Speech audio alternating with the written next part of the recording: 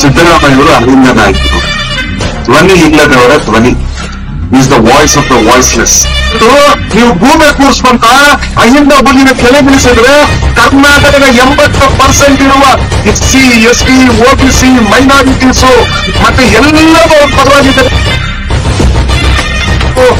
Next ದೇವರಾಜರ್ಸ್ ಆಗ್ತಾ ಇರುವ ಒಬ್ಬ ಸಿದ್ದರಾಮಯ್ಯ ಮೇಲೆ ನೀವು ಪ್ರಹಾರ ಮಾಡಬಹುದು, ಆದ್ರೆ ಅವರ ಹಿಂದೆ ದೊಡ್ಡ ಪಡೆ ಇದೆ ಅನ್ನೋದು ಮರಿಬೇಡಿ. ಸಿದ್ದರಾಮಯ್ಯವರು ಅಲ್ಲಿಂದ ನಾಯಕರು. ಧ್ವನಿ ಇಲ್ಲದವರ ಧ್ವನಿ is the voice of the voiceless. ಆಮೇಲೆ ಶೋಷಿತ ವರ್ಗದ ಒಬ್ಬ ನಾಯಕ. ಎಲ್ಲ ಶೋಷಿತ ವರ್ಗ ಇವತ್ತು ನಮ್ಮ ರಾಜ್ಯದ ಏನು 80% ಇದ್ದಾರೆ ಅವ್ರನ್ನೆಲ್ಲ ಮುಗ್ಗೂಡಿಸ್ತಾ ಇದ್ದಾರೆ. Is A rallying factor.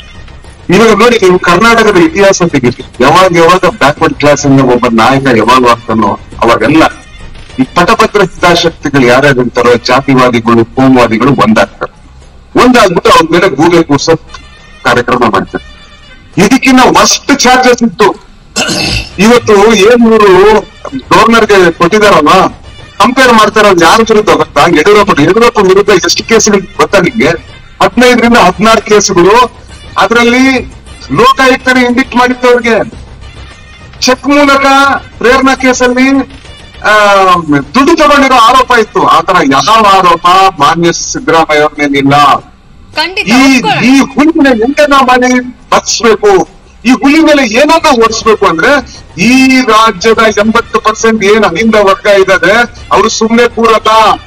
ಇದೇ JDSಗೆ ಇದೇ ಬಿಜೆಪಿಗೆ ಯಾರ್ಯಾರು ಪಟಭದ್ರ ಹಿತಾಸಕ್ತಿಗಳು ಮುಂದುಳಿದ ವರ್ಗದ ಯಾರು ನರಿಗಳಿದಾರಲ್ವಾ ಅವ್ರಿಗೆಲ್ಲ ತಕ್ಕ ಪಾಠ ಕಲಿಸ್ತಾರೆ.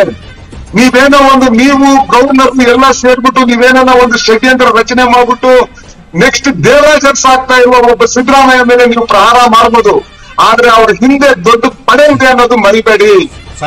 ನೀವೇನು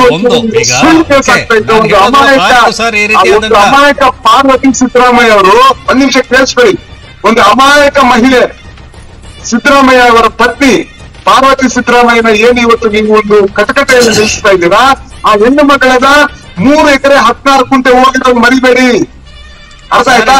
ಅಂತ ಒಂದು ಹೆಣ್ಣು ಮಗನ ತಂದ್ಬಿಟ್ಟು ನೀವು ಭೂಮಿ ಕೂರಿಸ್ಕೊಂತ ಅಹಿಂದ ಹುಲಿನ ಕೆಳಗಿಳಿಸಿದ್ರೆ ಕರ್ನಾಟಕದ 80% ಇರುವ SC ST OBC ಮೈನಾರಿಟೀಸು ಮತ್ತೆ ಎಲ್ಲರೂ ಅವ್ರ ಪರವಾಗಿದ್ದಾರೆ. ಅರ್ಥ ಮಾಡ್ಕೊಳ್ಳಿ, ನಿಮ್ಮನ್ನ ಸುಮ್ಮನೆ ಬಿಡಲ್ಲ. ನೀವು ಜೂಟ ಕೇಸ್ ಹಾಕಿದ್ರೆ ನಿಮ್ಮನ್ನ ತಕ್ಕ ಪಾಠ ಕಲಿಸ್ತಾರೆ ನಿಮ್ಗೆ ಕರ್ನಾಟಕ ಜನ ಅಂತ ನನ್ನ